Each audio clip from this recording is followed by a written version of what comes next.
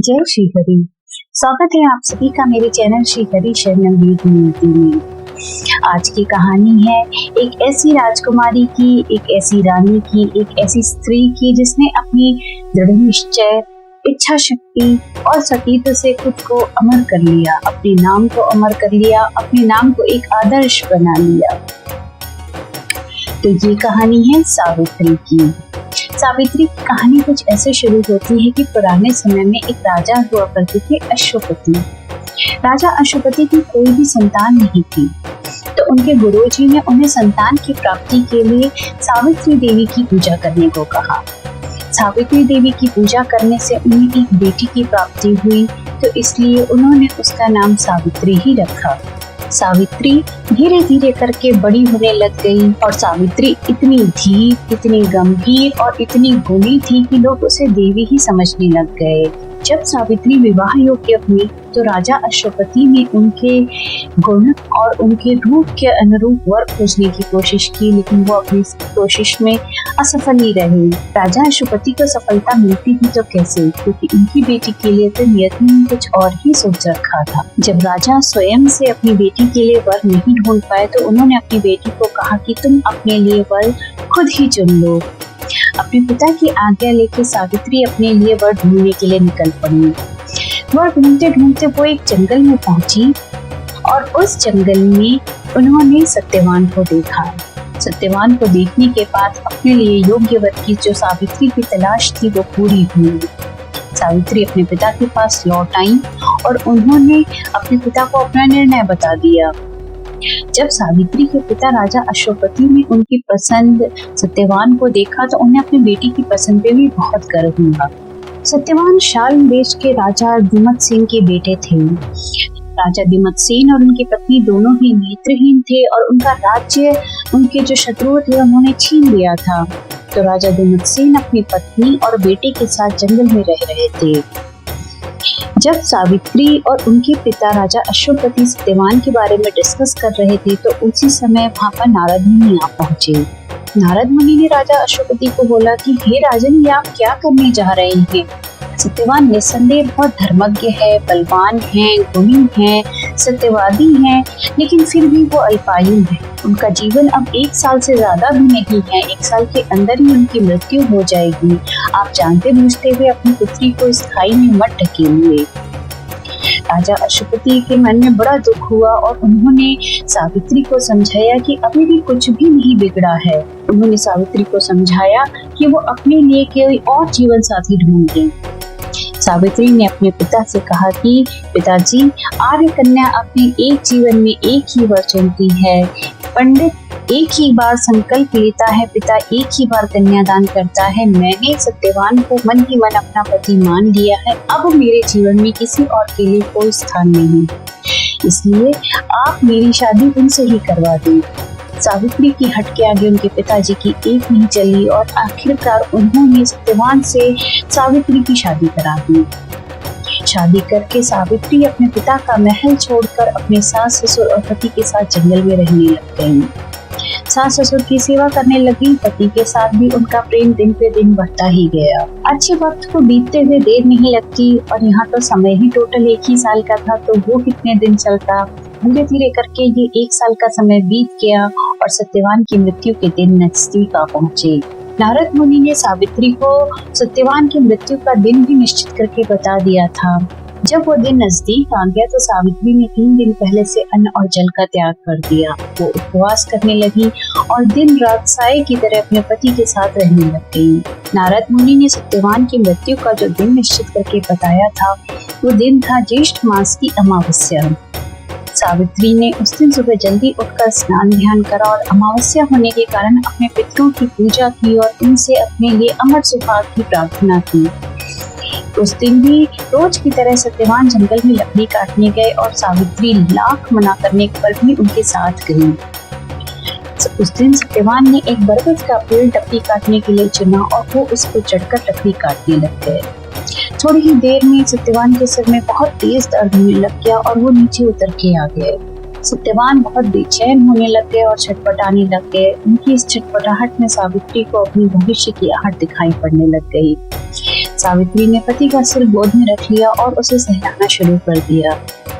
खैर, नियति के लिखे को कोई भी नहीं टाल सकता और सावित्री ने देखा कि यमराज उसकी तरफ बढ़े चले आ रहे हैं सत्यवान के प्राणों को लेने के लिए। यम का नियम तो अटल है और यमराज भी अपने कर्तव्य की पूर्ति के लिए ही इस धरती पर आए थे। उन्होंने सत्यवान के प्राणों को अपने साथ लिया और हाथ से चल पड़े। सावित्री, जिन्होंने पिछले 3 दिनों से संकल्प लेकर के अपने पति के साथ परछाई की तरह नहीं छोड़ा हुआ था, वो यहाँ भी अपने पति के पीछे पीछे चलने लग गई। जब यमराज ने पीछे पलट के देखा तो उन्होंने देखा कि सावित्री उनके पीछे पीछे चली आ रही है। तो उन्होंने सावित्री को समझाया कि सावित्री, ये सृष्टि का विधान है और ये अटल है। हर मनुष्य की मृत्यु होती है और उसे मेरे साथ जाना पड़ता है। उसका साथ देने कोई भी जीवित व्यक्ति नहीं आ सकता है। सावित्री बोली कि मैं अपने पति का साथ नहीं छोड़ सकती। तो यमराज ने हमको प्रलोभन देने के लिए एक वर मांगने को कहा। सावित्री ने यमराज से वरदान मांगा कि मेरे सास ससुर राजा होते हुए भी जंगल में रहते हैं और दृष्टिहीन हैं। आप उनका राज्य उन्हें वापस लौटा दें और उनकी आंखों की रोशनी लौटा दें। यमराज ने तथास्तु कहकर सावित्री की बात मान ली और वो आगे बढ़ गए। थोड़ी देर चलने के पश्चात उन्होंने जब पीछे मुड़ के फिर देखा तो सावित्री फिर चली आ रही है। यमराज को उसके ऊपर दया आ गई और उन्होंने कहा कि बेटी, ठीक है, तुम जो कुछ और मांगना चाहो तो एक और वरदान मांग लो। सावित्री ने उनसे वरदान मांगा कि मेरे माता पिता की मेरे पश्चात कोई और संतान नहीं है, उनका कोई पुत्र नहीं है। मेरी शादी के बाद वो बहुत अकेले हुए हैं, तो आप उन्हें एक पुत्र दे दें। यमराज मना कैसे कर सकते थे। उन्होंने सावित्री की ये भी बात मान के उसको ये दूसरा वरदान भी दे दिया और इसके बाद यमराज अपने रास्ते पे आगे बढ़ गए। थोड़ी देर और आगे चलने के पश्चात यमराज ने देखा कि सावित्री अब भी उनके पीछे पीछे चली आ रही है। तो उन्होंने कहा कि सावित्री, तुम एक और तीसरा वरदान मुझसे मांग लो, लेकिन अब मेरे पीछे आना बंद कर दो। सावित्री ने वरदान मांगा कि मेरे 100 बेटे हों, मैं पुत्रवती हूँ। यमराज जो बहुत जल्दी में थे, उन्होंने सावित्री के शब्दों पे, सावित्री की बात पे ध्यान नहीं दिया, बस जल्दी से तथास्तु बोला और वो आगे बढ़ गए। थोड़ी देर और आगे चलने के बाद जब यमराज ने पीछे पलट के देखा तो सावित्री अब भी उनके पीछे आ रही थी। अब यमराज को बड़ी जोर से गुस्सा आया। उन्होंने बोला कि सावित्री, तुम्हारे कहने पे मैं तुम्हें 3 वरदान दे चुका हूँ, बार बार समझा चुका हूँ, लेकिन फिर भी तुम मेरे पीछे आ रही हो। ये सृष्टि का विधान है, अटल है, इसे बदलने की कोशिश मत करना। सावित्री ने बड़ी विनम्रता से, बड़े प्रेम से हाथ जोड़ के यमराज से कहा कि प्रभु, आपने मुझे पुत्रवती होने का वरदान दिया है। मैं एक सती हूँ, मैं एक पतिव्रता स्त्री हूँ। अब मेरे पति को अगर आप अपने साथ लिए जा रहे हैं तो आप बताइए कि आपका पुत्रवती होने का जो ये वरदान है वो कैसे फलीभूत होगा। यमराज सावित्री की चतुराई और उसके दृढ़ निश्चय के आगे नतमस्तक हो गए। उन्होंने आखिरकार अपने वरदान को सच करने के लिए उन्हें नियति का जो अटल विधान था वो भी बदलना पड़ा। सत्यवान के प्राण छोड़ने पड़े। यमराज ने जब सत्यवान के प्राण छोड़ दिए तो सत्यवान ऐसे उठ बैठे जैसे वो एक नींद से जगे हों। सावित्री और सत्यवान दोनों अपने घर लौट आए और यमराज के दिए हुए बाकी 2 वरदानों की कृपा से सावित्री और सत्यवान ने अपना बाकी का बचा हुआ जीवन बहुत हंसी खुशी काट लिया। कहते हैं कि जिस पेड़ के नीचे सत्यवान ने प्राण त्यागे थे वो एक बरगद का पेड़ था और वो दिन ज्येष्ठ मास की अमावस्या का था। तभी से ये परंपरा शुरू हुई कि सभी सुहागन स्त्रियां अपने पति, अपने सुहाग की लंबी उम्र के लिए ज्येष्ठ मास की अमावस्या के दिन बरगद के वृक्ष की पूजा करती हैं। और जैसा कि मैंने बताया था कि सावित्री ने अपने संकल्प लेकर अपने पति का साथ न छोड़ने के लिए 3 दिन पहले से अन्न और जल का त्याग कर उपवास किया था। आज भी ऐसा कहा जाता है कि ज्येष्ठ मास की इस अमावस्या यानी वट सावित्री अमावस की पूजा करने से पहले सुहागन स्त्रियों को त्रयोदशी के दिन ही संकल्प ले लेना चाहिए। सनातनी परंपराओं में अमावस्या की तिथि का विशेष महत्व है। जैसे पूर्णिमा समर्पित है देवताओं को, वैसे ही अमावस्या समर्पित है पितरों को। पूर्णिमा को देवताओं के नाम से यज्ञ और हवन करने का बहुत अधिक लाभ बताया गया है और अमावस्या के दिन पितरों के नाम से श्राद्ध और तर्पण की बहुत महिमा बताई गई है। अगर योग और अध्यात्म की बात की जाए तो अमावस्या की जो तिथि है वो प्रतीक है अंधेरे के अंत का और उजाले की शुरुआत का। उत्तर भारतीय सनातनी परंपराओं में अमावस्या की तिथि को कोई नया काम शुरू करने को मना किया जाता है, लेकिन दक्षिण भारत में इसके बिल्कुल विपरीत है। वहाँ पर अमावस्या की तिथि को बहुत पवित्र और बहुत शुभ माना गया है। यहाँ तक कि छत्रपति शिवाजी के बारे में भी ये कहा जाता है कि वो अपने युद्ध जो होते थे उनको कोशिश करते थे कि वो अमावस्या के दिन उनकी शुरुआत करें, क्योंकि उनका ये मानना था कि जैसे अमावस्या के बाद चंद्रमा और बढ़ता जाता है उसका प्रकाश और उसकी रोशनी बढ़ती जाती है, वैसे ही अमावस्या के दिन शुरू किए गए मेरे युद्ध का जो परिणाम होता है, उसका जो मेरा विजय रथ होता है वो उसी चंद्रमा की तरह से और बढ़ता जाता है और प्रकाशित होता जाता है।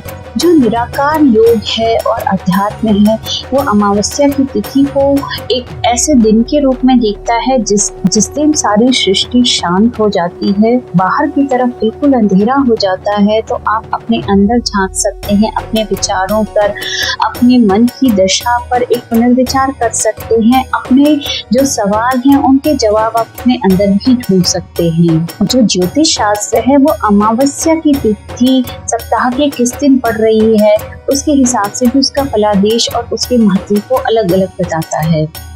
जो अमावस्या की तिथि सोमवार के दिन पड़ती है, चाहे वो एक घड़ी भी सोमवार के दिन सूर्यास्त के पहले अमावस्या हो, उस दिन को सोमवती अमावस्या के रूप में मनाया जाता है। शिव पुराण सोमवती अमावस्या को शिव जी की पूजा का बहुत विशेष विधान बताता है। उस दिन तुलसी की परिक्रमा और पीपल के वृक्ष की परिक्रमा बहुत ही ज्यादा शुभ और फलदायी बताई गई है। और इस साल की जो वट सावित्री अमावस्या है वो सोमवार के दिन पड़ रही है, इसलिए एक सोमवती अमावस्या के रूप में भी ये मनाई जाएगी। और साल 2025 यानी कि इस साल की ये पहली सोमवती अमावस्या होगी। तो ये थी ज्येष्ठ मास की अमावस, वट सावित्री व्रत या फिर लोक भाषा में बरगदाही की कहानी। मुझे कमेंट करके जरूर बताइएगा कि आपके यहाँ पर इसकी पूजा में क्या क्या खास बातें की जाती हैं। वीडियो अच्छी लगी हो तो इसे लाइक और शेयर जरूर करें और ऐसी ही बहुत सारी छोटी बड़ी कहानियों के लिए बने रहिए मेरे साथ श्री हरि शरणम की इस यात्रा पर। Till then, take care and stay happy.